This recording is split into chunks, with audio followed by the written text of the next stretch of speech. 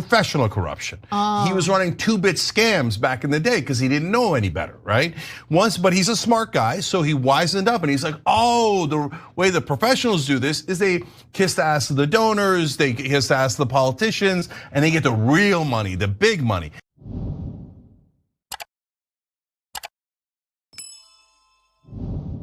Hey, what's good, folks? Welcome to the channel. It's your boy Jay here with another video. Let's talk about it. Al Sharpton gets called out by the Young Turks about taking $500,000 from the Harris campaign. But before we get to the video, make sure you hit that like button. Also hit the subscribe button for more content. Without further ado, let's get to the video. This is from the Young Turks. Fair use, fair use.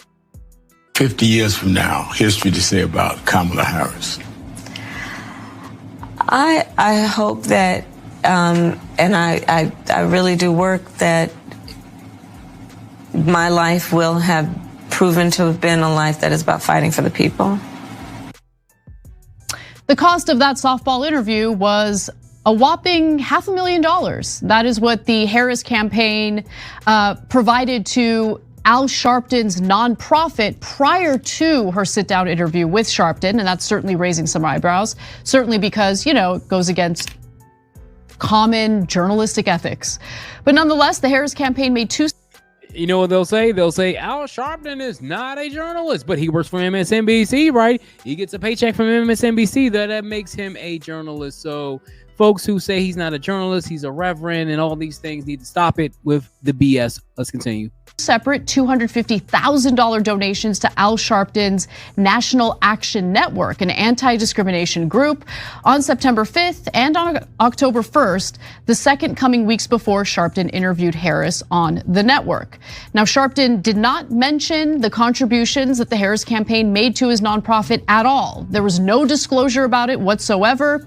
And as far as MSNBC goes, they told Chuck Ross at the Washington Free Beacon that they were unaware of the campaign donation or the donation to the nonprofit owned by Al Sharpton. Now, yeah, right. Yeah, right. They're gonna tell you that because they don't want their brand, their dime brand, MSNBC, to be in any more turmoil. So they're gonna say, "Oh, we didn't know.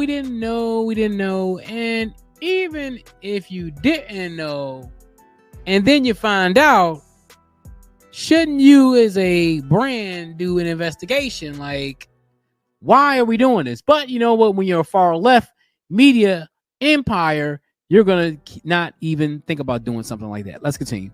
that could be true. I don't know, but MSNBC would not confirm whether they're considering reprimanding Sharpton, if there's going to be any consequences for this.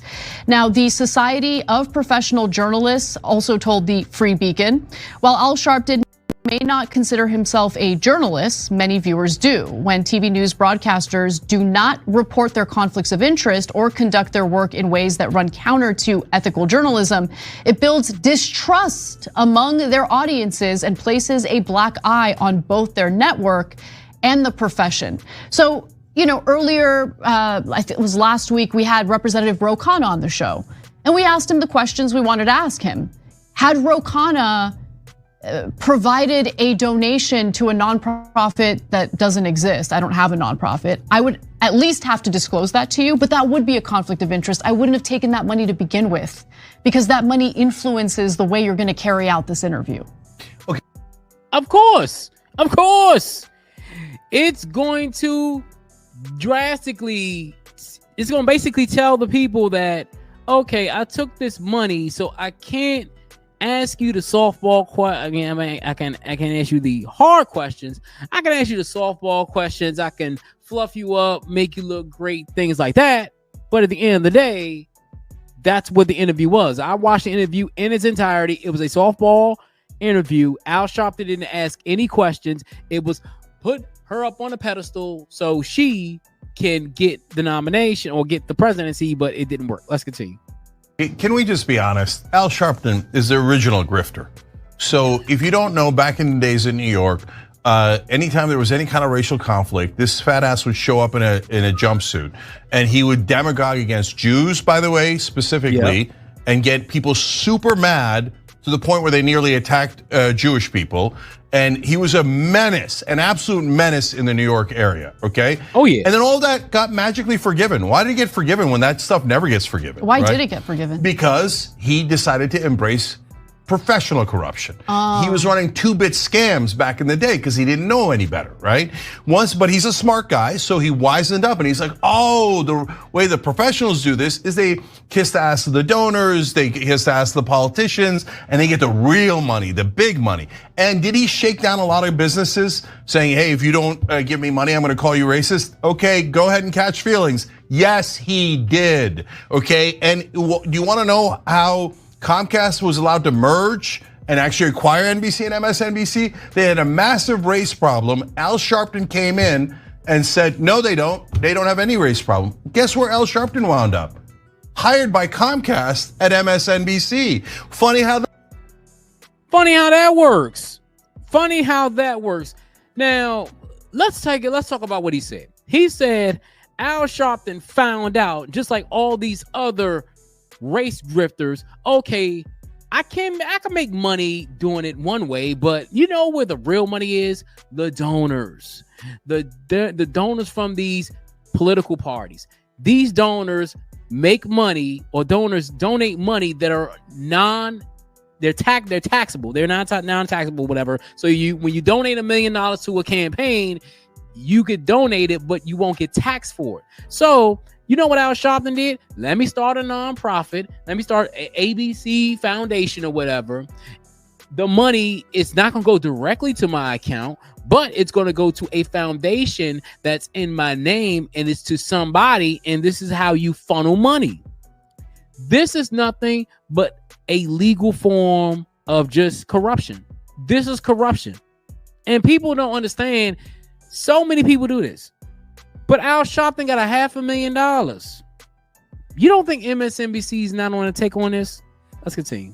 that works, right? He got way better on his grift, okay?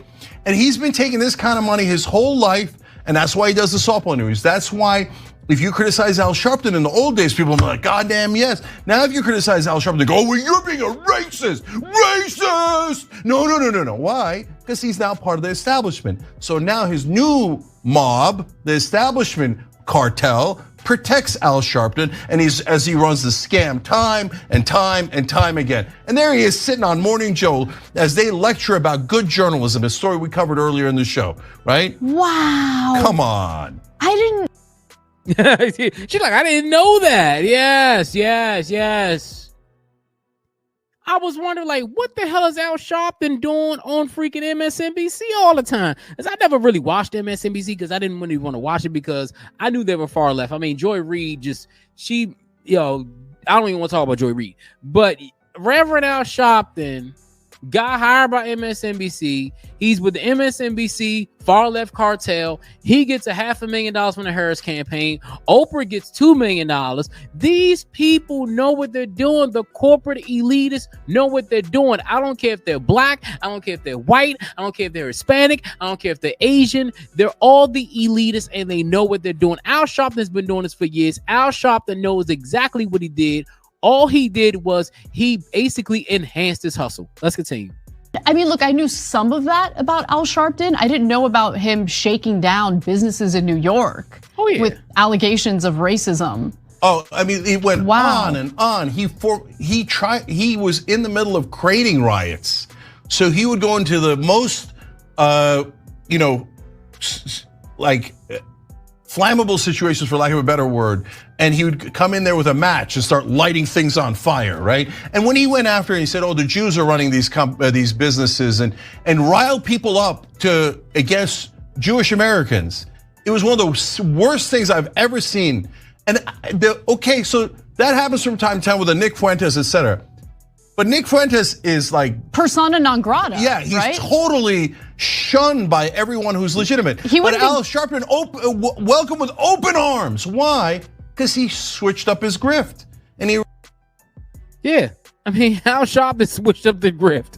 He went from shaking down Jewish businesses to shaking down all these political parties and all these things, man. I'm gonna tell you something. Why do you think they get certain people to be on the newscast. You get the Al Sharptons. And I'm gonna tell you something. You know, Ben Crump is following the Al Sharpton playbook. He's following the Al Sharpton playbook. Every time there's some police brutality or something like that, Ben Crump is in the front of the line. Don't you notice that though?